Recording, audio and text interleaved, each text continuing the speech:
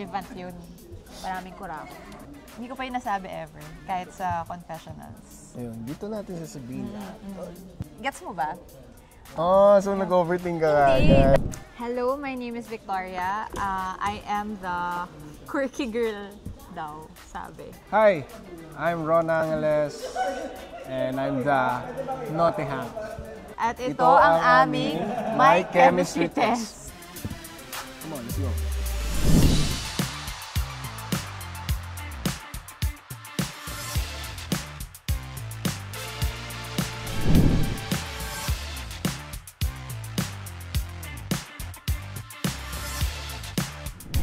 Ano naalala ko sa'yo? Naka-brown ka. Actually, ikaw yung pinaka-cute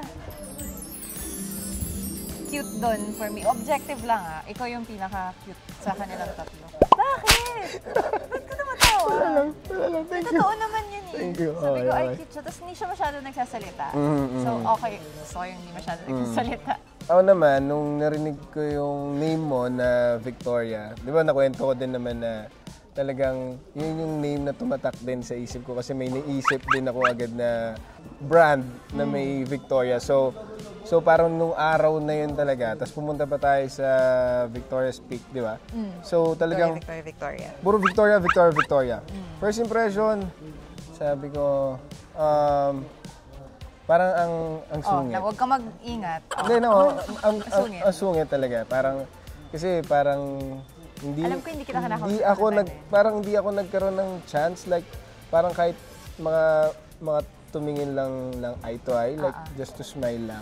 Wala talaga kasi pagdating mo, wala na, umpo ka na. Kasi nga, sabi ko, medyo siya, conventionally attractive siya. So sabi ko, hindi ko to papansin. Ayoko mamansin.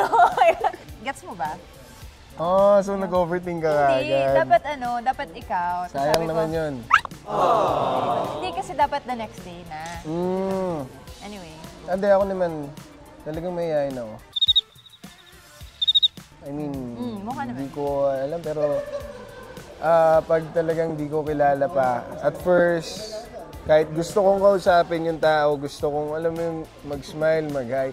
Kasi like, for me kasi yung... Hindi ka mahihain nung first date? Hindi, sino ba kausap ko? Si Jo Marie lang. Oo, pero hindi ka tahimik ka lang. Hindi naman siya. Pero yung like, kasi, kunyari, yung moment na hinihintay ko, kunyari, pumasok ka din, yung like, kahit split second lang na magkatinginan tayo, then mag-smile ako, then nag-smile back ka. Parang sa akin, hinihintay mo yun. Okay na yun. Kumbaga, parang... to be fair, ayoko ito tignan. Bakit naman? Wala lang, ayoko lang... Pagka kunwari na feel ko, okay, siya siguro yung pipiliin ko sa next na wala lang, ayoko lang, masya-shy lang ako. So, parang tayong shy? Okay lang na shy. Okay. Valid yun, valid.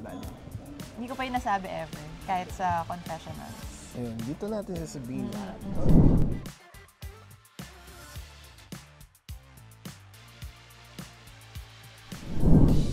Upuan. Twinkle. Upuan? So, Alayo. ba't upuan? Ano yung upuan na sa yung kay Glock 9. Kung di ko alam yung twinkle. Tao po, nandiyan po ba kayo sa loob na malaking bahay at malawak na... Ayun yung rap. Maganda yun, dapat pakinggan mo yun. Alam ko yun, nakaupo. Yun ba yun? Nakaupo na natayo. Alam ko yun. Alam mo nga. Ba't di ko alam? Siyempre alam ko yun. Relevant yung kanta ngayon eh. Yes. Relevant yun. Maraming kurako. Ano nyo ba yan? Ikakot nyo ba yan? Relevant yung upuan. Excuse me. Tandaan nyo yan, relevant yun ngayon. Clock. Pwede. Same. Hong Kong. Diba? Grabe naman. Hirapan nyo naman yun. Chicken. Chicken. Favorite ko din yung chicken. Watch. Hello. Diba? Pareho. Wow. Red. Love on the clock. Grabe naman. Ang hirap naman nun. Pares tayo. Tara tayo. Grabe. It's a match na talaga. Okay. Grabe na to. Ito sana yung Ito sana yung pinapalabas eh. Ito yung segment sana. Kasi mas truthful siya. So, ano na-discover ko? Sa'yo?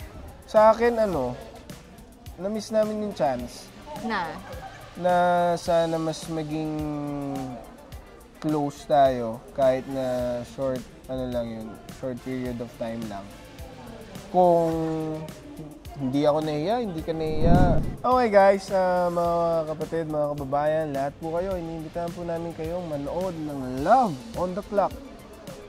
Yes, 9:30 p.m. every Saturday on TV5. Yeah.